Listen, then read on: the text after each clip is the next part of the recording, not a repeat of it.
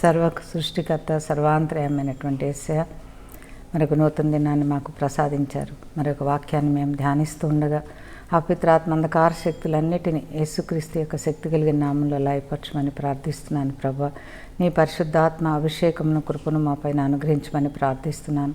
Ruth గ్రంథాన్ని ఎంతో పరిశీలనాత్మకంగా మేము చదువుకోవడానికి మీరు సహాయం చేసినందుకు నీకు వందనాలు. విని వాక్యం చేర్చుకుని బిడ్డలందరినీ ఆశీర్వదించమని ప్రార్థిస్తున్నాను తండ్రి. మరొక ఎపిసోడ్ మేము చేస్తూ ఉండగా నీ సన్నిధి సహాయము మీ కృపను మాకు అనుగ్రహించండి. కాబట్టి వెళ్ళుము, నీ నోటికి తోడై ఉండి నీవేం పలుకవలసింది నేను బదిలిస్తానని చెప్పారు ప్రభువా. ఈ ఎపిసోడ్లో కూడా మీరే మాట్లాడండి, మీరే బదిలివ్వండి తండ్రి. మహిమ పొందండి. యేసుక్రీస్తు పరిశుద్ధ నామమున అడిగి ప్రార్థిస్తున్నాను పరమ తండ్రి, ఆమేన్. గాడ్ బ్లెస్ యు పిల్లలు. రూతు గ్రంథం, ఏదైనా ఒక గ్రంథం తీసుకొని ఫస్ట్ చాప్టర్ నుంచి అలా చెప్పుకుంటూ వస్తే అదేదో క్రీస్తుని ప్రక్కన కూర్చొని ఒక ట్రైన్ జర్నీ చేసినట్టుగా, ఒక ప్రయాణం చేసినట్టుగా ఉంటుంది. మా బావ అయితే మమ్మీ ఒక్కొక్క చాప్టర్ వింటుంటే అలా నిజంగా వేడినీటిలో స్నానం చేసినట్లుగా ఒక తైలాభిషేకం నాకు నువ్వు బోధిస్తున్నప్పుడు ఎదురుగా ఉండి వింటున్న మాటల ద్వారా నాకు ఎంతో మేలు కలిగిందని ఆ బాబు చెప్పాడు. అలాగే మీ అందరూ అలాంటి పరిశుద్ధాత్మ అభిషేకం పొందినారని, పరిశుద్ధాత్మ దేవునిలో వాక్యంలో ఆనందించారని నేను అనుకుంటున్నా. సో రూతు గ్రంథంలో మనం చదువుకున్న అంశాలు జస్ట్ కొంచెం ఊరికే సమప్ చేద్దామని అనుకుంటున్నా. రూతు దేవుని ఎరుగని జనాంగములు పుట్టి అన్యమైన సాంప్రదాయాలలో పెరిగి యవ్వనస్తురాలై దేవుని కలిగినటువంటి వ్యక్తిని పెళ్లి చేసుకుంది కదా. మనం దేవుని కలిగిన వ్యక్తిని పెళ్లి చేసుకుంటే మన కష్టాలను తీరిపోతాయి, మనల్ని ఎన్నో విధాల దేవుడు దీవిస్తాడు అని అనుకుంటాం.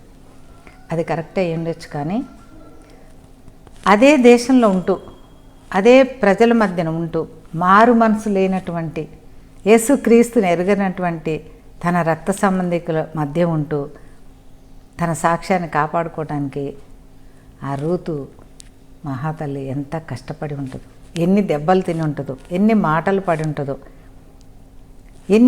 ఎంతమంది పొడిచి ఉంటారో ఆవిడ్ని. అంతేకాదు భర్తను కోల్పోయినప్పుడు మా శాపం నీకు తగిలింది, మా దేవతను విడిచావు కనుక నీకు ఈ కష్టం కలిగింది అని కూడా అని ఉంటారు కదా. అయినా విశ్వాసంలో రూతు కొంచెం కూడా కదలలేదు ప్రియులారా. మనం కూడా క్రీస్తుని కలిగి జీవించడంలో కష్టాలు కన్నీళ్ళు ఉన్నా, నిందలు అవమానాలు ఉన్నా రూతు వలె చెక్కు చెదరని విశ్వాసంలో మనం ముందుకు సాగిపోవాలి. ఈ మొదటి అధ్యాయంలోనే రూతు యొక్క తోడుకోడలైనటువంటి ఈ ఓర్ప కదా, ఓర్ప పెద్ద కోడలు, నయోమి యొక్క పెద్ద కోడలు తిరిగి వెనక్కి వెళ్ళిపోయినట్టుగా చూస్తున్నాం. ప్రభువులోనికి వచ్చి కొంత దూరం నడిచి తిరిగి వెనక్కి వెళ్ళిపోయే వాళ్ళకి గుర్తుగా ఈ ఓర్ప ఉంది ప్రియులారా. జాగ్రత్త. యేసుక్రీస్తు అంటే లాభాలు అపేక్షించడమే కాదు, ఈ భూమి సంబంధమైన దీవెనల కోసమే కాదు, కానీ మనము ఈ భూమి మీద జీవించి మరణించిన మనం పరలోక రాజ్యంలో మన ఆత్మ చేర్చబడటం కోసం. అందుకే రూతు నీ దేవుడే నా దేవుడు, నీ జనమే నా జనం, నీవు నివసించిన చోట నేను నివసిస్తాను, నీవు మరణమైన చోట నేను మరణిస్తాను, నువ్వు పాతిపెట్టి అంటే జీవం నుంచి పాతిపెట్టబడే స్థలం వరకు ఆ ఇశ్రాయేలీయుల ఆచారాలని అంగీకరించి స్వీకరించి కన్నీటిలో కూడా దేవుణ్ణి విడవకుండా, భర్త చనిపోయినా కూడా వినవకుండా, ఒకవేళ ప్రభువుని అంగీకరించిన కొంతకాలానికి ఆవిడ విధవరాలు అయిపోతే దేవుణ్ణి ఎంత మనం నిందిస్తాం కదా. కానీ ఆవిడ దృష్టి యేసుక్రీస్తు వైపే. ఏది ఉన్నా లేకపోయినా నాకు యేసు చాలు అనేటువంటి తీర్మానం ఆవిడ చేసుకుంది కనుకే ఆవిడ పోగొట్టుకున్నవన్నీ తిరిగి ఇచ్చాడు ప్రియులారా. దేవునికి స్తోత్రాలు కలుగును గాక. మన దేవుడు కన్నీటిని ఆనంద బాష్పాలుగా మార్చగలిగింది యేసుకు మాత్రమే సాధ్యం. అది మనం రూతు గ్రంథం ద్వారా చదువుకున్నాం. రూతు నయోమి ఆస్తినే కాదు, వస్తువులనే కాదు, వాళ్ళ జీవితాల్లో మనుషులను కూడా పోగొట్టుకున్నారు. మనం ఒక వస్తువు పోతే ఇంకో వస్తువు కొనుక్కుంటాం. మనిషిని కొనుక్కోవడానికి వస్తారా? ఒక మనిషి మన ఇంట్లో ఎవరైనా పోతే ఆ స్థానంలో ఇంకో మనిషి వస్తారా చెప్పండి? అలాంటి వాడు ఉంటాడు, కానీ సరిగ్గా ఆ ధర్మాలు చేయగలిగిన మనిషి ఉంటాడా? ఉండడు. రూతు భర్తను కోల్పోయినా, నయోమి కుమారుని కోల్పోయినా, నయోమికి తిరిగి 7 రెట్లు ఎక్కువైన కుమారుని ఇచ్చాడు. అలాగే రూతుకు కూడా తను కోల్పోయిన భర్త కంటే ఇంకా గొప్ప సుగుణాలు, ఆస్తి, ఐశ్వర్యం, రక్షణ ఉన్నటువంటి భర్తనిచ్చినట్లుగా మనం చూస్తున్నాం. మన కన్నీటిని ఆనందంగా చేయగలిగినటువంటి దేవుడు మన యేసయ్య. ఎట్లా సాధ్యమైందంటే ఆవిడ దేవుని ఇంటిలో, దేవుని కలిగి ఉన్న వారి ఇంటిలో తను తలదాచుకుంది. ప్రియ చెల్లి, నీవు ఏ ఇంటిలో తలదాచుకుంటున్నావు? నీ జీవిత శైలి ఎలా ఉంది? దేవుని ఇంటిలో నువ్వు తలదాచుకుంటే రూతు ఆశీర్వాదాలు నీవే, నావే. అలాగే బహు శ్రమలు, టాయిల్ అంటారు, అంటే అసలు తూర్పు పడవని లేని శ్రమలు. ఇక్కడ ఆగుతాయిలే అనుకోవటానికి లేదు. ఒక శ్రమ తర్వాత ఒక శ్రమ, దాని తర్వాత ఇంకొక శ్రమ రూతుకు కలిగినప్పుడు వాటన్నిటినీ జయించడానికి ఒక చిన్న ఆయుధం వాడింది. ఆ ఆయుధం ఏంటి అంటే ట్రస్ట్, ఫెయిత్. హల్లెలూయా. తనకున్న ఎన్ని శ్రమల్లో అయినా కూడా చెంచల పడకుండా తన విశ్వాసాన్ని ప్రదర్శించింది కనుక ఆ చీకటి ఆత్మలన్నిటిలోంచి ఆమె విడుదల పొందినట్లుగా చూస్తున్నాం. ఎంత కష్టం చెప్పండి. అన్యురాలయ్యండి, మోయాబీయురాలయ్యండి, భర్తను కోల్పోయి, మామను కోల్పోయి, విధవరాలైన అత్తతో తనొక విధవరాలుగా మోయాబు నుంచి బెత్లెహేం ప్రయాణం. It is not easy. ఆ పాత రోజుల్లో ఆ ప్రయాణం వాళ్ళకి చాలా కష్టం. ఒకవేళ నీవు కూడా అలాంటి పరిస్థితుల్లో యేసు వైపు నీ నడక ఉంటే కనుక ప్రభువు సెలవిచ్చేది ఏంటంటే, నీవు కొద్ది విశ్వాసాన్ని ప్రదర్శించు, కొంచెము కాలం నీవు ఓర్చుకో, నీ శ్రమలను నేను తొలగిస్తానని దేవుడు సెలవిస్తున్నాడు. అలాగే 3వ అధ్యాయంలో నయోమి ఇంట్లో తినడానికి ఏం లేదు. ఎన్నో సంవత్సరాల క్రితం వదిలిపెట్టేసినటువంటి ఇల్లు, ఎన్నో సంవత్సరాల క్రితం సాగు చేయకుండా వదిలిపెట్టినటువంటి పొలం. ఏం పండుతుంది చెప్పండి? పొలం విత్తనం వేయాలంటే దుక్కి దున్నాలి, లేకపోతే పొలం పండదు. ఎరువు వేయాలి, నీరు కట్టాలి, ఎవరొకళ్ళు సాగు చేయాలి. బీడు బారిపోయినటువంటి పొలం, బీడు బారిపోయినటువంటి జీవితం. ఒక 10, 15, 20 సంవత్సరాలు మూతపెట్టిన ఇల్లు ఎలా ఉంటుంది చెప్పండి? దాంట్లో అన్ని విషసర్పాలు చేరిపోతాయి. హల్లెలూయా. షమ్మ మస్సెక్కాలు అరిక్కంత. కానీ తిరిగి వచ్చి ఆ ఇంటిని బాగు చేసుకొని జ్ఞానవంతురాలుగా నయోమి కూడా మారు మనసు, తన హృదయాన్ని మార్చుకొని, తన తప్పు ఒప్పుకొని విడిచిపెట్టి, నా తీయటి జీవితం అనవసరంగా నేనే నాశనం చేసుకున్నానని తిరిగి దేవుని వైపు తిరిగింది.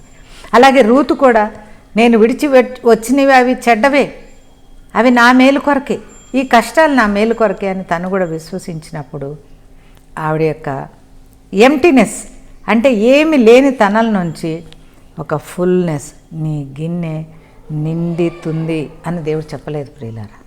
నీ గిన్నె నిండి పొర్లుతుంది అని చెప్పాడు దేవుడు. హల్లెలూయా.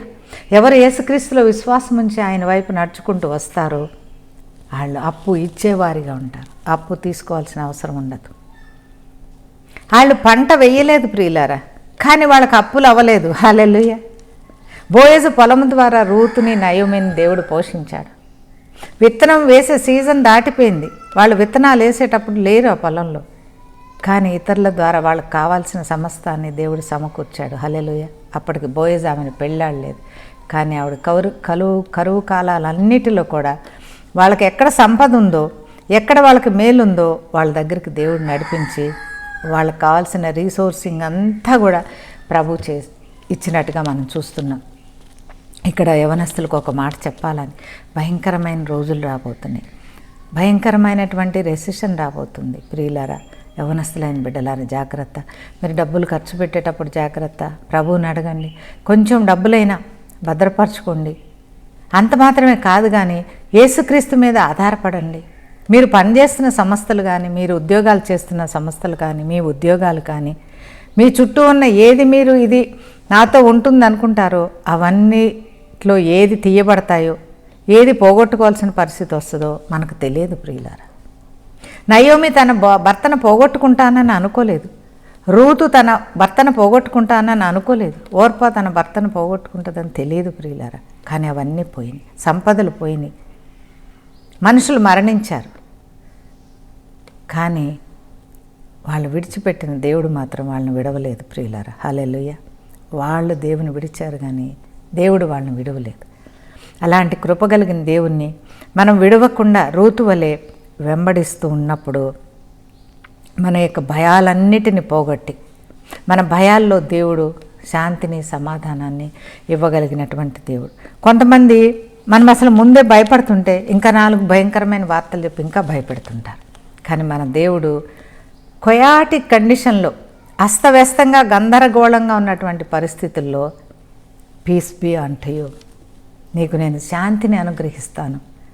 Hour God is a peace maker. షాలేము రాజు, ఆది కాండంలోనే మన దేవుణ్ణి షాలేము రాజుగా అబ్రహాం గుర్తించాడు. షాలేము రాజును అబ్రహాం సేవించాడు. మనం కూడా మన జీవితాల్లో శాంతి సమాధానం కావాలంటే రూతు వంటి, మన ఎండ్ పాయింట్ రూతులాగా, మన దినాలు రూతు వంటి జీవితంలాగా ఉండాలంటే మనం పీస్ మేకర్ అయిన యేసుక్రీస్తుని కలిగి ఉండాలి. కానీ మనం ఇంకొక రకంగా మన ఇష్టానుసారంగా మనం జీవించకూడదు. అలాగే 3వ అధ్యాయంలో తప్పనిసరిగా ప్రతి సంఘము, ప్రతి కుటుంబము, ప్రతి విశ్వాసి కూడా పరిశుద్ధాత్మ అభిషేకం పొంది దేవుని యొక్క 2వ రాకడ కొరకు మనం సిద్ధపడాలి. రాత్రికాల సమయాలలో మనం తప్పకుండా ప్రార్థన చేయాలి ప్రియులారా. యేసుక్రీస్తుగా చెప్పబడే బోయజు త్వరలో రానయ్యున్నాడు. ఆయన పంట పొలంలో ఎవరైతే నమ్మకంగా పనిచేస్తారో, ఆయన నీడని ఎవరు ఆశ్రయిస్తారో, ఆయన ఇచ్చేటువంటి నీతి వస్త్రాన్ని ఎవరు కప్పుకుంటారో వారిని తప్పకుండా దేవుడు చేర్చుకుంటానని వాగ్దానం ఇస్తున్నాడు. ఇక్కడ 4వ అధ్యాయంలో ఆఖరి మాట, బోయజు ఓబేదును కనెను, ఓబేదు యెష్షయిని కనెను, యెష్షయి దావీదును కనెను అనింది. దావీదు మరొకరిని. ఎందుకు చెప్తున్నానంటే రూతు యొక్క జీవితానికి ఫుల్ స్టాప్ పడిపోయింది. రూతుకి ఒక భవిష్యత్తు లేదు, ఒక ఫ్యూచర్ ఏం కనపట్లేదు. ఆ కనపడిందంతా సర్వం చీకటి. కానీ దేవుణ్ణి ఎప్పుడు ఆశ్రయించిందో, దేవుని యొక్క సంఘానికి రావటం ఎప్పుడు మొదలుపెట్టిందో, దేవుని యొక్క ఆత్మ అభిషేకం ఎప్పుడు పొందిందో, అన్స్టాపబుల్ బ్లెస్సింగ్స్. ఆవిడ యొక్క వంశాన్ని ఎవరు ఆపలేకపోయారు, ఆమె వంశ అభివృద్ధిని ఎవరు అడ్డుకోలేకపోయారు ప్రియులారా. యేసును ఆశ్రయించడంలో ఉన్న గొప్పతనం ఇదే. నీవు అనుకోవచ్చు, నేను ఇంత మటుకే, నాకు ఇదే సాధ్యమైంది, ఇంకా ఫర్దర్గా నా జీవితం ఏం కనిపించట్లా, ఎటు చూసినా ఏమి వెలుగు రేఖ తెలియట్లా, ఎంతో నిరీక్షించానని నువ్వు అనుకుంటే కనుక రూతు వల్ల జీవించడానికి నువ్వు ఈరోజు తీర్మానం చేసుకుంటే నీ బ్లెస్సింగ్ నీకు మాత్రమే కాక నీ తరాలకి కూడా, ప్రతి తరానికి కూడా నీకు దేవుడిచ్చిన ఆశీర్వాదం ప్రతి తరం వరకు, చివరి వరకు, యేసుక్రీస్తు వచ్చే వరకు కూడా ఏ అడ్డు ఆటంకం లేకుండా ఆ యొక్క దీవెన మనం పొందగలమని. ఇక్కడ 4వ అధ్యాయం 18 నుంచి 21 వచనాలు చదివితే, ఇంకా మత్తయి సువార్తలో కూడా చదివితే, యేసుక్రీస్తు వంశావళిలో రూతు చేర్చబడింది. యేసుక్రీస్తు రూతు వంశంలో పుట్టినట్టుగా మనం చూస్తున్నాం. యేసుక్రీస్తు గర్భంలో నీవు నేను పుట్టాము. ఈ క్రిస్టియానిటీని కూడా ఎవ్వరూ ఎట్టి పరిస్థితుల్లో ఆపలేరు పిల్లారా. మనుషులు పోవచ్చు, సంఘాలు కాల్చబడవచ్చు, రూతు వలె వైధవ్యం లాంటి శాపాలు అనుభవించవచ్చు ప్రజలు, కానీ క్రైస్తవ్యాన్ని ఆపలేరని దేవుని గ్రంథం సెలవిస్తుంది. ఒకవేళ నీవు క్రీస్తుని అంగీకరిస్తే నీలోని క్రైస్తవ్యాన్ని కూడా ఎవరు ఆపలేరు ప్రియులారా. ఎందుకంటే క్రైస్తవ్యం మతం మార్పిడి కాదు. క్రైస్తవ్యం అంటే ఒక దేవుణ్ణి వదిలిపెట్టి ఇంకొక దేవుణ్ణి కొలవటం కాదు. హల్లెలూయా. క్రైస్తవ్యం అంటే హృదయం మార్చుకోవడం, జీవన శైలి మార్చుకోవడం, పాపాన్ని విడిచిపెట్టడం, పరిశుద్ధతగా జీవించడం, ఇది క్రైస్తవ్యం అంటే. అనేకులు అనుకునేట్టుగా బాప్తిజం తీసుకొని నీళ్ళల్లో మునిగి, లేకపోతే పేరు మార్చుకొని, బైబిల్లో ఉన్న ఒక పేరు పెట్టుకొని, లేకపోతే సంఘానికి ఆదివారం వెళ్ళి, ఇది కాదు క్రైస్తవం అంటే. జీవన విధానం మారాలి. రొట్టెల గృహం మీద నువ్వు తెలుసుకోవాలి. యేసుక్రీస్తు నీ కోసం రొట్టెగా మారాడని నువ్వు తెలుసుకోవాలి. ఆయన బావిలోని నీటిని నువ్వు తాగాలి. ఆయన సహవాసంలో నీవు ఉండాలి. ఆయన సంఘంలో నీవు ఉండాలి. ఆయన సంఘంలో నీవు సేవ చేయాలి. ఆయన నీకు బోయజని, నిన్ను వివాహం ఆడటానికి సంఘ వధువు కోసం రానయ్యున్నాడని 2వ రాకడలో నువ్వు విశ్వాసం ఉంచాలి. నీకోసం ఆయన సిలువలో చనిపోయాడని నువ్వు నమ్మాలి. ఆయన నీ రెడీమర్, నీ విమోచకుడు అని నువ్వు నమ్మాలి ప్రియులారా.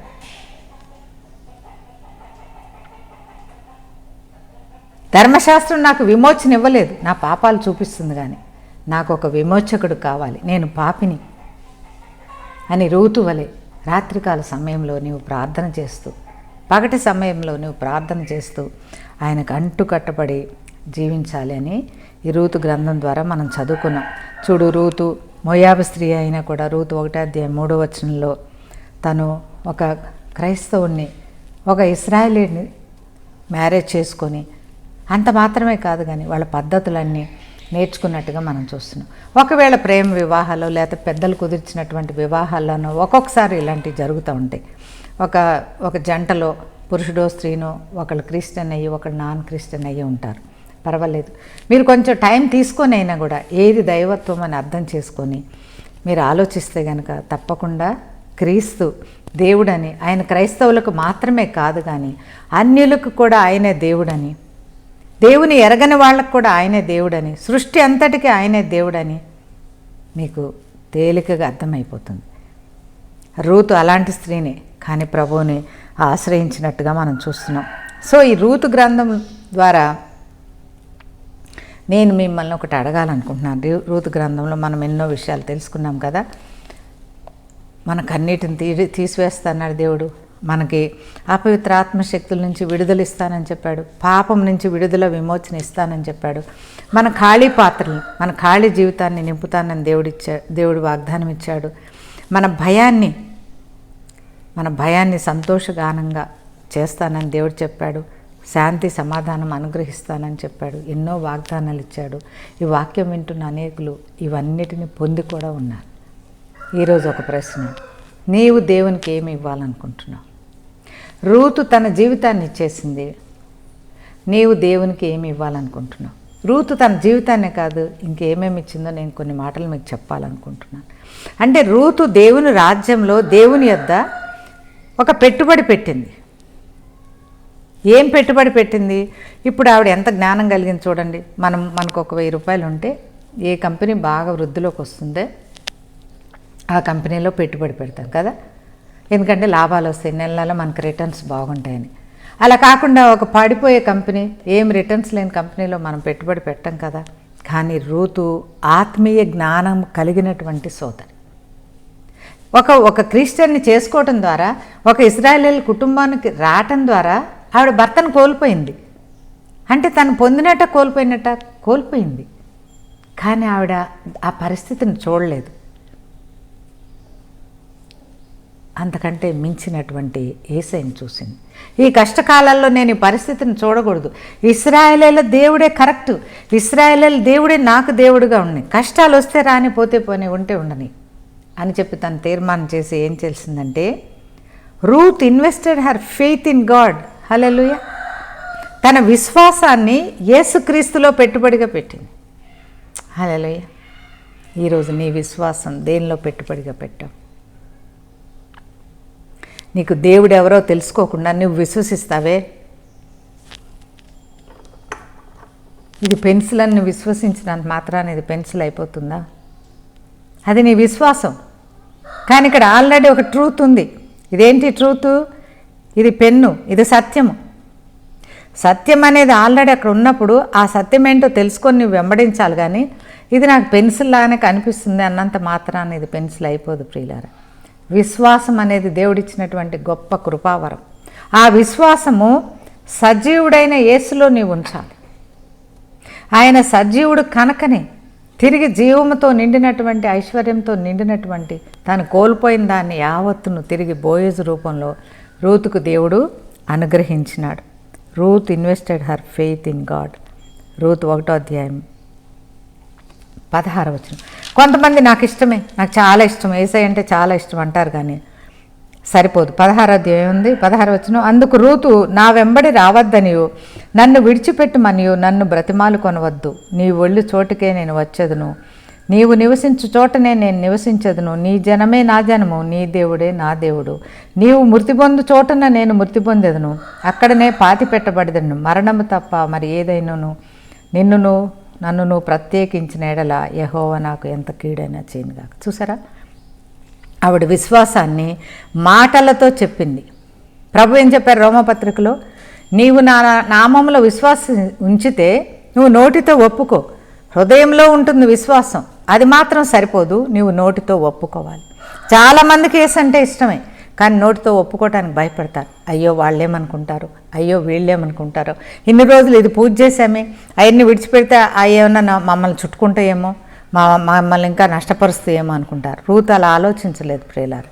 హృదయంలో ఉన్న విశ్వాసాన్ని నోటితో విప్పి చెప్పిన కనుకనే దేవుడు ఆ రూత్ని కాపాడినట్టు. What you invest today? Ruth has invested her faith in God. ఇది కష్టకాలంలో కూడా తను వదలకుండా విశ్వాసం చూపించింది. Ruth invested her decision in God. So ఈ 16వ అధ్యాయంలో wherever you go I will go. Determined. Decision అంటే ఊరికే నిర్ణయం, సరే ఇవాళ అవుటింగ్కి వెళ్దాం వద్దా, షాపింగ్కి వెళ్దాం వద్దా, అలాంటిది కాదు. లైఫ్ టైంకి సంబంధించినటువంటి తన జీవితంలో బోల్డ్ మార్పులు చేసుకోవాలి. అయినా వాటన్నిటికి ఇష్టపడి డిటర్మైండ్ మైండ్ని ఆవిడ మార్చేసుకుంది. హల్లెలూయా. సింపుల్ డెసిషన్ కాదు, తిన్నా వద్దా, పడుకోనా, బయటకు వెళ్ళినా, ఇలాంటి డెసిషన్ కాదు అది. ఆవిడ చేసిన ఆ డెసిషన్, యేసుక్రీస్తుని వెంబడించాలని ఆవిడ చేసినటువంటి డెసిషను ఆవిడకి ఎన్నో కష్టాలు తెచ్చిపెట్టుంటుంది. తను ఎరగనటువంటి మార్గంలో ప్రయాణం చేయాల్సినటువంటి పరిస్థితి వచ్చి ఉంటుంది. అయినప్పటికీ so she has invested her decision in God. ఒకటి ఫెయిత్, ఇంకొకటి తన డెసిషన్ దేవునిలో పెట్టింది కనుక. ఇంకొకటి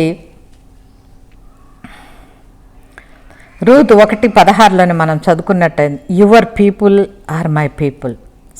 she wanted to settle among God's people. Hallelujah. Your people are my people. ఎలా అవుతారు చెప్పండి? ఇప్పుడు వాక్యం వింటున్న మీలో ఎవరికన్నా నా బంధువులు మీ బంధువులు అవుతారా?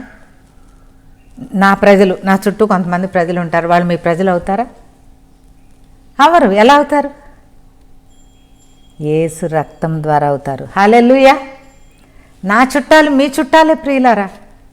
మా సంఘంలో ఉన్న సభ్యులు మీకు అన్నదమ్ములు, అక్క చెల్లెళ్ళి. నేను మీ అక్కనో తల్లినో చెల్లినో అయి ఉంటాను. భూ సంబంధము ద్వారా అవి అసాధ్యము, కానీ ఆత్మ ద్వారా సమస్తము సాధ్యమే, మన దేవుని ద్వారా సాధ్యమే.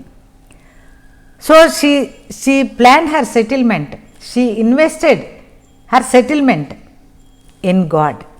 అంటే మీకు అర్థం కావాలంటే, ప్రభా నా జీవితం, నేను భారతదేశంలో పుట్టా, లేకపోతే నేను హైదరాబాద్లో పుట్టా, నేను అసలు ఎక్కడ సెటిల్ అవ్వాలి ప్రభా, ఏ అబ్బాయిని పెళ్లి చేసుకోవాలి ప్రభా, నా ఆయుష్కాలం అంతా నేను ఎక్కడ ఉండాలి? మన సొంత నిర్ణయాలు. ఒకరోజు ఒక పాప అమెరికా నుంచి ఫోన్ చేసింది. అమ్మ మీ వాక్యం చూశాను, మంచిది పాప, గాడ్ బ్లెస్ యూ. అమ్మ నాకు ఇంకా 2 నెలల్లో ఇక్కడ నా టర్మ్ అయిపోతుంది, స్టూడెంట్గా వచ్చా, నాకు ఇంకేం ఉద్యోగం రాలేదు చెప్తుంది.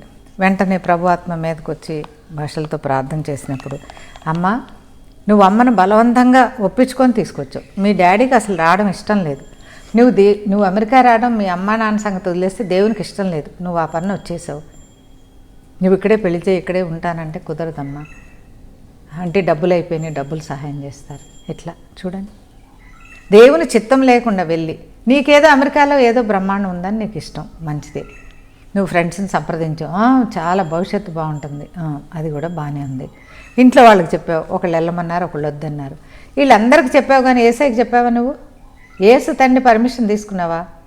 తీసుకోలేదు ప్రియులారా. దాని మూలాన ఎప్పటికైనా వెనక్కి తిరిగి రావాల్సిన పరిస్థితి వస్తుంది. రూతు వెనక్కి తిరిగి రాలేదు. రూతు జీవితం ముందుకి ముందుకి ముందుకి, she went forward forward forward. Hallelujah. ఎందుకంటే తన ప్రతి నిర్ణయము యేసుక్రీస్తుకి ఆనుకొని తీసుకుంది. She invested her mind power, she invested her decision making in God. Hallelujah. ఎంత మంచి సహోదరిని దేవుడు మన ముందు ఉంచాడు ఈరోజు చూడండి. ఆ తర్వాత రూతు 1వ అధ్యాయము 17వ వచనం.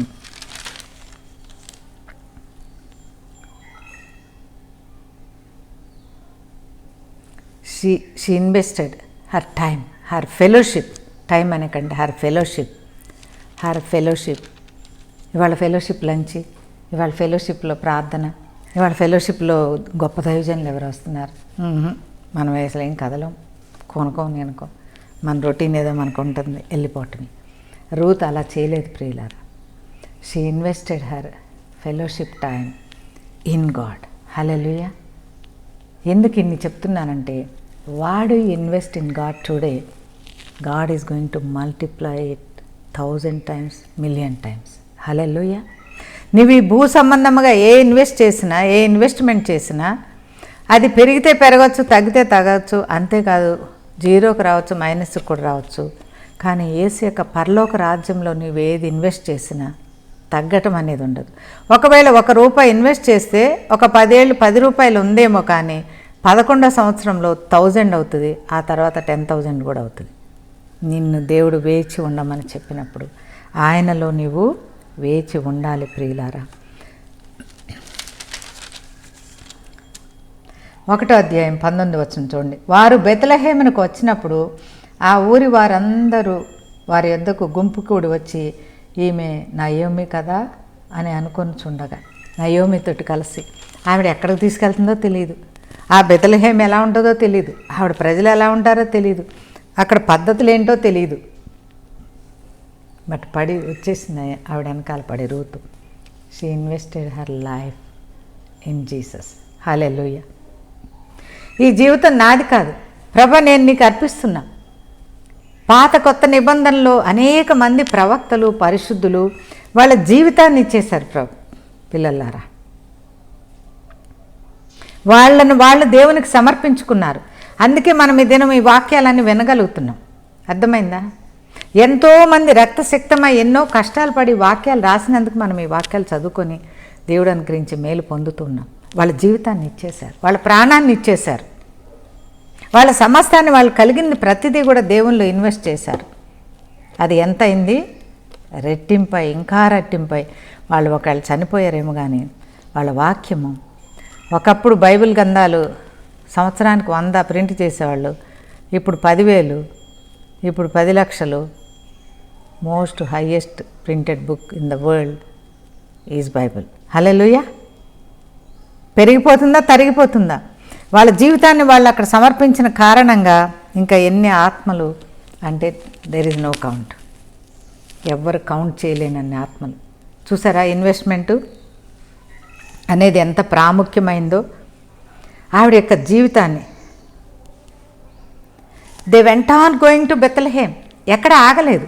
ఇప్పుడు ఓర్పా కొంచెం దూరం వచ్చి మళ్ళీ ఆగి వెళ్ళిపోయింది కదా.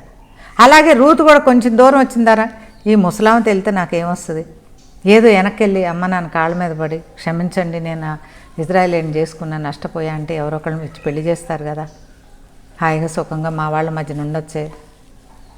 No turning back to a Christian. We should not turn back. మనం వదిలిపెట్టి వచ్చింది అవి మంచిది కాదని, అది పాపం అని, అది తప్పని, నీకు ఇక్కడ ఏదో కష్టం వచ్చిందని మళ్ళీ వెనక్కి వెళ్ళిపోకూడదు. అందుకే దేవుడు వీపుకి ఏ కవచం పెట్టలేదు. ఎందుకంటే క్రైస్తవుడు ముందుకే, నువ్వు దెబ్బలు తింటే దేవుడు వేసిన కవచానికి తగులుతుంది. నువ్వు వీపు చూపిస్తే కనుక ఇమ్మీడియట్గా నీకే వచ్చి కొట్టుకుంటుంది. జాగ్రత్త. No turning back under any circumstances. So they went on. So Ruth invested her life అని మనం చూస్తున్నాం. And even Ruth invested her journeys. అంటే ఏంటి? తను ఎప్పుడు ఎటు ప్రయాణం చేసినా, ప్రభా నేను వెళ్ళనా, ఈ డైరెక్షన్ కరెక్టేనా ప్రభా? ఎట్లా వచ్చిందంటే చివరికి నయోమి కొన్ని మాటలు తప్పకుండా ఇజ్రాయెల్ దేవుని గురించి చెప్పే ఉంటుంది, భర్త ద్వారా వినే ఉంటుంది. అది ఆ ఆవగింజంత విశ్వాసము రూతులో మహావృక్షమైపోయింది. విశ్వాసంలో నయోమిని మించిపోయింది. నీవు విశ్వసించి ఎన్ని రోజులైంది? నీవు క్రీస్తు దేవుడని ఎన్ని రోజులైంది? ఆ వృక్షం ఎంత ఫలించింది ఒక్కసారి నువ్వు ఆలోచించు ప్రియమైన సంగమా. ప్రభు పిలిచినప్పుడు ఎలా ఉన్నావు అలాగే ఉన్నావా? ఆ విశ్వాస విత్తనం ఏమన్నా పెరిగిందా? ఇంకా కొంతమందికి ఆశ్రయాన్ని ఇస్తుందా? ఆవగింజంత ఆవ చెట్టు అనేక పక్షులకి నీడిస్తుందని వాక్యం. నీ ద్వారా ఎంతమంది రక్షణలోకి వచ్చారు? నీ ద్వారా ప్రభు ఏసే నాకు దేవుడు అని ఎంతమంది అన్నారు? రూతు అలాంటి స్త్రీగా చూస్తున్నా. ఒక మనిషి ఫెయిత్ ద్వారా ఎంత ఆశ్చర్యకరమైన సంగతులు జరిగినాయి చూసారా. ఈ యొక్క రూతు గ్రంథము, ఏ మనిషి అయితే మోయాబును విడిచిపెట్టి బెత్లెహేముకి ప్రయాణమై వెళ్తాడో దేవుడు ఆయన యొక్క పొలములో, ఆయన యొక్క పరలోక పొలములో నీకు ఒక పనిని కేటాయిస్తాడు. ఆ పని ఏంటో నువ్వు తెలుసుకోవాలి. ప్రభా నీవు ఇచ్చిన ఈ పనిని నేను నమ్మకంగా చేస్తాను ఆయన అని మనం నమ్మకంగా ఆయన పని చేసుకుంటూ వెళ్ళినప్పుడు ఒక దినం వస్తుంది, తీర్పు దినం. ఆ దినాన్న మనల్ని ఆ తీర్పు నుంచి దేవుడు తప్పించి ఈ యొక్క ఆఖరి అధ్యాయం ఏంటంటే అది పరలోక కళ్యాణం. పరలోక రాజ్యంలోకి దేవుడు మనం తీసుకెళ్ళి శాశ్వత కాలము దేవుడు మనని అక్కడ ఉంచి అందుకే దేవుడు వాక్యంలో ప్రసంగి 12వ అధ్యాయంలో మన్నైనది మంటికి వెళ్ళిపోతుంది, ఆత్మ దేవుని సన్నిధికి చేరుతుంది అని వాగ్దానం. ఈ మట్టి, ఈ శరీరం మనం ఎన్ని ధరించినా ఎన్ని వేసుకున్నా మట్టిలోకి వెళ్ళిపోతుంది, ఆత్మ మాత్రం పరలోక రాజ్యం వెళ్తుందని దేవుడు చెప్పాడు. రూతు యొక్క విశ్వాసం అదే. నేను భర్త లేకుండా ఉంటే ఏంటి, నేను కష్టకాలాల్లో ఉంటే ఏంటి, నేను ఇబ్బందులు ఎదుర్కొంటే ఏంటి, నేను మరణించినప్పుడు ఇజ్రాయెల్ దేవుడి సన్నిధి నేను చేరాలి. అదే ఆవిడ గురి. ఇవాళ నీ గురి ఏంటి ప్రియ చెల్లి, ప్రియ తమ్ముడా? యేసుని నువ్వెందుకు అంగీకరించావు? ఈ లోక సంబంధమైన వాటి కోసమేనా? కాదు కదా, ఈ లోకంలో ఎట్లాగూ దీవిస్తాడు. ఇంకొక మాట నేను చెప్పాలని అనుకుంటున్నాను. ముఖ్యంగా రూతు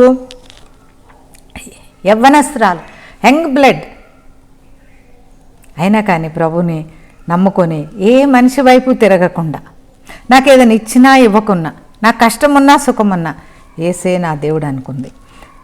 ఆదికాండము 26వ అధ్యాయం చూడండి. ఆదికాండం 26వ అధ్యాయం 1వ వచనం. అబ్రహాము దినములలో వచ్చిన మొదటి కరువు గాక మరి ఒక కరువు ఈ దేశంలో వచ్చును. ఈ కరువులు, కాటకాలు, ఇబ్బందులు, ఈ రెసిషన్స్ ఇప్పుడు కాదు, ఇప్పుడు రెసిషన్ అని పెట్టుకున్నా, అప్పుడు కరువు, రెండు దరిదాపు ఒకటే మాటల ఫలితం ఒకటే. సో ఆదికాండంలోనే కరువు వచ్చింది. అబ్రహాం సమయంలో వచ్చింది, మళ్ళీ ఇస్సాకు సమయంలో కూడా వచ్చింది. ఈ ఇస్సాకు సమయంలో అబ్రహాం దినముల్లో లాంటి కరువు, అంటే బాగా భయంకరమైన కరువు అన్నమాట. ఆహారపు కొరత ఏర్పడేటువంటి పరిస్థితి. నాకు ప్రభు చెప్పిన కొన్ని విషయాల్లో నీటి కొరత, ఆహారం కొరత, పాలు కొరత, ఇవన్నీ నేను చూస్తున్నాను ప్రియులారా. అలాగే ఆ జబ్బులు, ఇప్పుడు కోవిడ్ మనం అందరం రుచి చూసాం, దాని గురించి చెప్పాల్సిందే లేదు. అలాంటివి కోవిడ్ కంటే ఇంకా కొద్దిగా ఒక మెట్టు ఇంకా కొంచెం భయంకరమైనటువంటి రోగాలు. వీటన్నిటి మధ్యన నాకు అర్థం కాదు, రైతులకి అసలు రైతులు బ్యాక్ బోన్ అంటారు కదా, మరి రైతులకు కావాల్సినవి గవర్నమెంట్స్ ఇవ్వరు, మనం ఇవ్వము. పొలం దున్ని పండించే వాళ్ళు లేరు, మరి కరువు రాదు. మనుషులు పాపాలు పెరిగిపోయినప్పుడు ఏలియా ఏం ప్రార్థన చేశాడు? దేవుడా నీ ప్రజల పాపాలు, ఎవరు? నీ ప్రజల పాపాలు, ఇశ్రాయేలీయుల పాపాలు పైకి దాకా వచ్చేసి ఆకాశం 3.5 సంవత్సరాలు మూయబడింది. వర్షాలు వేయి ప్రియులారా, సీజన్ ప్రకారం వర్షాలు వేయి, తుఫాను వస్తేనే వర్షం, ఆ వర్షం పండిన పంట అంతా కొట్టుకెళ్ళిపోతుంది.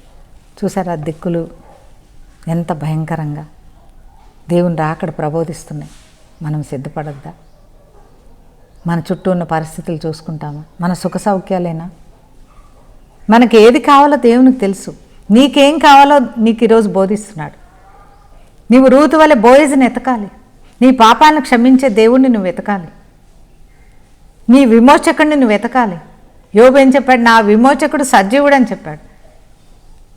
మోయాబు దేశంలో ఉన్న రూతుకి ఆయన విమోచకుడిని ఎట్లా చూసింది? వాక్యం ద్వారానే చూసింది. ఈ యొక్క ఆదికాండం 26వ అధ్యాయంలో మొదటి వచనం మనం చదివాం, కరువు వచ్చింది. 12వ వచనం చూడండి. ఇస్సాకు ఆ దేశమందు ఉన్నవాడై విత్తనము వేసి ఆ సంవత్సరము 100 అంతలు ఫలము పొందెను. చూసారా, అదే కరువు సమయంలో అదే దేశంలో ఇస్సాకు ప్రార్థన చేసి కొన్ని విత్తనాలు వేస్తే అవి ఎన్ని ఫలాలు వచ్చినాయంట? 100 అంతల ఫలం వచ్చిందంట. నయోమిలాగా కరువు వస్తుందని ఆయన బెత్లెహేమును వదిలి నయోమిలాగా కుటుంబం వెళ్ళిపోలేదు. ఇస్సాకు మంచి విశ్వాసి, అబ్రహాం కుమారుడు కదా, విశ్వాసంలో ఇంకా ఆయనకి తక్కువేముంటుంది? తండ్రి నేర్పిన బాటలోనే ఈ దేశమంతా కరువు వస్తుంది, వర్షాలు లేవు, పంటలు పండట్లేదు, కానీ నా విశ్వాసం భూమి మీద కాదు, నా విశ్వాసం వర్షం మీద కాదు నాయన, భూమిని వర్షాన్ని ఇవ్వగలిగిన యేసు వైపు నేను చూస్తున్నానని చెప్పాడు. హల్లెలూయా, గ్లోరీ హమాసి కలారి కందర వరిష్. భూమిని పండించేది ఎవరు? యేసయ్య. వర్షాన్ని ఇచ్చేది ఎవరు? యేసు తండ్రి. ఒకవేళ మిగతా చోట్ల అంతా భూమి పండకపోయినా నీ భూమిని దేవుడు పండిస్తాడు. ఎక్కడ వర్షం లేకపోయినా నీవు నుంచున్న చోట వర్షం పడుతుంది ప్రియులారా. ఇశ్రాయేలీయుడు అంటే అదే శక్తి. ఇశ్రాయేలీయుడు అంటే ఒక ఆశీర్వాదము. రాబోయే కష్టకాలాల్లో ప్రతి విశ్వాసి ఒక ఇశ్రాయేల్లా, ఒక ఇస్సాకులాగా, ఒక అబ్రహాములాగా, ఒక యాకోబులాగా, ఒక రూతులాగా వర్ధిల్లి సమాజానికి, సంఘానికి గొప్ప సాక్షులుగా ఉండి ప్రభు రాకడ కోసం మనం ఒక సంఘాన్ని, ఒక సార్వత్రిక సంఘాన్ని దేవుని కోసం నిర్మాణం చేయాలి ప్రియులారా. ఆదికాండం 26వ అధ్యాయంలో నెక్స్ట్ వచనం 12వ వచనం, యెహోవా అతన్ని ఆశీర్వదించిన కనుక ఆ మనుషుడు గొప్పవాడాయను. ఎట్లా గొప్పవాడయ్యాడు? యెహోవా దేవుడు ఆశీర్వదించాడు. నువ్వు వెళ్ళి పని చేసుకొని, నువ్వు సంపాదించుకొని, నువ్వు గొప్పవాడవుతావు అని నువ్వు అనుకుంటావు. అట్లా తెలియని వాళ్ళు అనుకోవచ్చు, ఒక విశ్వాసం అనుకోకూడదు. మనల్ని గొప్ప చేయవలసింది యేసయ్య మాత్రమే. ఆయన ఇస్తే ఎవరు తీయలేరు, ఆయన మూస్తే కూడా ఎవరు తెరవలేరు. అలాంటి శక్తి కలిగిన దేవుడిని వదిలేసి నీవు ఎంత దూరం పరిగెడదాం అనుకుంటున్నావు? నీ ప్రయాణం ఎటు ప్రియ విశ్వాసి? బెత్లెహేం నుంచి నయోమిలాగా మోయాబు వెళ్తున్నావా? రూతులాగా మోయాబు నుంచి బెత్లెహేము వస్తున్నావా? నీ ప్రయాణం ఎటు? నీ ప్రయాణం క్రీస్తుని కలిగి చేస్తున్నావా? ఇలాంటి ప్రశస్తమైన విషయాలు రూతు దేవునిలో ఇన్వెస్ట్ చేసిన కారణంగా, దేవునిలో పెట్టుబడి, దేవుని రాజ్యంలో పెట్టుబడి పెట్టిన కారణంగా నూరంతలు పొంది పరలోక రాజ్యంలో తను చేర్చబడటమే కాకుండా తరతరం ఈ ఆశీర్వాదాన్ని ఒక నదిలాగా ప్రవహింపచేసినట్లుగా మనం చూస్తున్నాం. ఇస్సాకుని దేవుడు గొప్పవాడు చేసి క్రమముగా అభివృద్ధి పరిచినానంది. గొర్రెలు, ఆస్తులు అన్నిటినిచ్చి అబ్రహాములాగానే ఇస్సాకును కూడా దీవించినట్టుగా మనం ఈ వాక్యంలో చూడగలుగుతున్నాం. యేసు తండ్రి ఈ లోకానికి వచ్చి అన్నీ నీ కోసం, నా కోసం పోగొట్టుకున్నాడు. ఆయన రక్తాన్ని భూమి మీద ఇన్వెస్ట్ చేశాడు. యేసయ్య ఆయనే చనిపోయాడు, నీకేమిస్తాడంటారు కొంతమంది. ఆయన చనిపోయింది కరెక్టే. ఈ భూమి మీద ఆయన రక్తాన్ని ఇన్వెస్ట్మెంట్గా పెట్టేలాడు. యేసయ్య తెలివి తక్కువవాడు కాదు. హల్లెలూయా, గ్లోరీ టు గాడ్. ఆయన రక్తాన్ని ఇన్వెస్ట్ చేశాడు. దాని కారణంగా ప్రపంచంలో ప్రతి దేశంలో, దరిదాపుగా ప్రతి ఊర్లో, ప్రతి పట్టణంలో ఈరోజు క్రైస్తవులు ఉన్నారు, ఆయన్ని ఆరాధించే ప్రజలు ఉన్నారు. అలాగే రూతు కూడా దేవునిలో ఈ విశ్వాసాన్ని, తన జీవితాన్ని, తన నమ్మకత్వాన్ని, తన నడవడిని అన్నిటిని ఇన్వెస్ట్ చేసిన కారణంగా మనకి దావీదు వంటి మహాభక్తుని ప్రసాదించింది. ఆ దావీదు వంశంలోనే క్రీస్తు అనేటువంటి దైవ కుమారుడు పుట్టడానికి ఒక మార్గాన్ని సరళపరిచింది ప్రియులారా. మనందరం రూతు వలె మనకు కలిగింది అది ఏదైనా కానీ దేవుని రాజ్యంలో ఇన్వెస్ట్ చేసి దేవుడు రానయ్యన్నటువంటి సార్వత్రిక సంఘాన్ని మనం ఈ భూమి మీద ఎస్టాబ్లిష్ చేసి దేవుని రాకడ కొరకు రూతు వలె తైలముతో, స్నానముతో, వస్త్రంతో సిద్ధపడి మనందరం పరలోక రాజ్యంలో నిత్య నివాసంలో ఉండాలని దేవుని పేరట మీకు తెలియచేస్తూ నేను సెలవు తీసుకుంటున్నాను. చిన్న ప్రార్థన చేసుకుందాం. పరిశుద్ధాత్మ తండ్రి, సజీవుడా, కృపాశక్తి సంపూర్ణుడా, గొప్ప దేవుడా, రూతు గ్రంథంలో నుంచి అనేక విషయాలు మీరు మాతో ముచ్చటించి మాట్లాడి బోధించినందుకు మీకే కృతజ్ఞతాస్తుతి స్తోత్రములు నేను తెలియచేసుకుంటున్నాను తండ్రి. అవును ప్రభా, రూతు పేదరాలైన, రిక్తురాలైన, విధవరాలైనా కూడా ప్రభా అటు ఏటు వైపు చూడకుండా తన దగ్గర ఏమున్నాయో తనకున్న కొంచెం విశ్వాసాన్ని, తన వైధవ్యాన్ని, తన నమ్మకాన్ని, తన జీవితాన్ని, తన యొక్క సహవాసాన్ని, తన ప్రయాణాన్ని అన్నిటిని కూడా నీ రాజ్యంలో ఒక పెట్టుబడిగా పెట్టింది నాయన. దానికి ఫలితమే దావీదు మహారాజు, దానికి ఫలితమే దావీదు మహారాజు గర్భంలో ప్రభా నీవు దైవ కుమారుడివి అయ్యి ఉండి కూడా తండ్రి శరీరధారిగా ఈ భూమి మీద జన్మించి ఈ వాక్యం వినుచున్న మా అందరి కోసం మరణించి తిరిగి రాబోతున్నందుకు మీ కృతజ్ఞతలు నాయన. మీ రాకడలో మేమందరము నిందారహితంగా సిద్ధపడి మీ శాశ్వత రాజ్యంలో మేమందరం ఉండునట్లుగా ఈ విన్న వాక్యం మాలో ఇస్సాకు పంట వలె నూరంతల ఫలము తెచ్చున్నట్లుగా నీవు కృప చేయమని యేసుక్రీస్తు యొక్క పరిశుద్ధ నామంలో వేడుకొని ప్రార్థన చేయుచున్నాను పరమ తండ్రి. Amen. Amen. God bless you children. ప్రభు మనందరినీ దీవించునుగాక. రూతు గ్రంథం నుంచి కొన్ని విషయాలు తెలుసుకోవడానికి ప్రభు ఆత్మ మనకు సహాయం చేసినందుకు తండ్రిని నేను ఎంతగానో కృతజ్ఞతా స్తోత్రాలు తెలియచేసుకుంటున్నాను. మీరు కూడా అందరూ సంతోషించారని, ఆశీర్వదించబడ్డారని, ఆత్మలో అభిషేకించబడ్డారని నేను అనుకుంటున్నాను. మీరు నా కోసం, నా కుటుంబం కోసం కూడా ప్రార్థన చేయండి. యూట్యూబ్లో సబ్స్క్రైబ్ చేసిన బిడ్డలైనా, చూస్తున్న వాళ్ళైనా, ఫీడ్బ్యాక్ ఇచ్చినా ఇవ్వకున్నా మనందరం యేసుక్రీస్తులో కుటుంబం కనుక ఈ 2024 సంవత్సరంలో క్రీస్తులో మనం ఏది పెట్టుబడి పెట్టగలము, నూరంతల ఫలం ఏది పొందగలమో ఆలోచించి ప్రభు కోసం జీవించి ప్రభుడు రాకడలో మనందరం ఎత్తబడే సంఘంలో ఉండాలని మీ తల్లిగా నేను మీ అందరినీ కోరుకుంటున్నాను. God bless you. God bless you. Amen.